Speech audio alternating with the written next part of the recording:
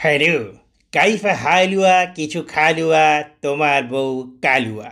হ্যাঁ, বিবি সাহেব কালু হোক আর ফসা হোক, মোটা হোক আর চিকন হোক, যেটাই হোক না কেন অন্যটা তোমাকে চেখে দেখতে ইচ্ছা করবেই। হ্যাঁ, আমরা ছেলেরা এমনই।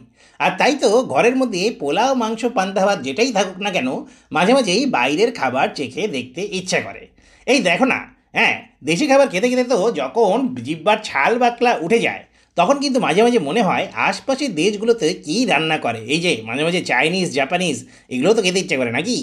তেমনই যদি হচ্ছে তোমার অ্যারাবিক খাবার খেতে ইচ্ছে করে, হ্যাঁ, তাহলে এই অ্যারাবিয়ান খ্যাপসায় অর্ডার করতে পারো। এই যে এটার নাম হচ্ছে আদেনা কাবাব। একটা রেস্টুরেন্টে দেখেছিলাম আদনান কাবাব লিখেছিল, হ্যাঁ, ব্যাকুলার কাকে বলে। এত বড় সুন্দর কাবাব ভরা এই প্ল্যাটারটার নাম হচ্ছে মিক্সড খাবসা প্ল্যাটার।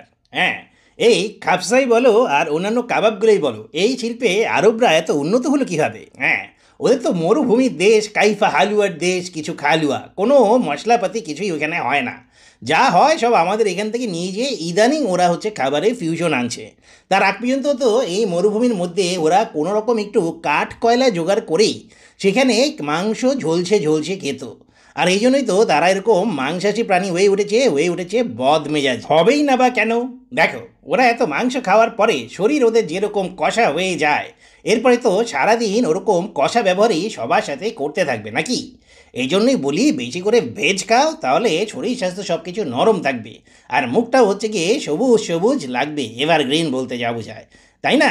হ্যাঁ, এই দেখো, এই খ্যাপসার হচ্ছে গিয়ে একটা চিকেন পিস নিয়ে নিলাম। আর এটার সাথে যে ওরা অনেক কিছু হচ্ছে সার্ভ করে সাইড ডিশ হিসাবে, চিক পিস বলো, অনিয়ন স্যালাদ বলো, গ্রিন স্যালাদ বলো, সাথে আরও কয়েক রকমের ঝোল আর হচ্ছে গিয়ে গ্রেভি টাইপের জিনিসপত্র দেয়।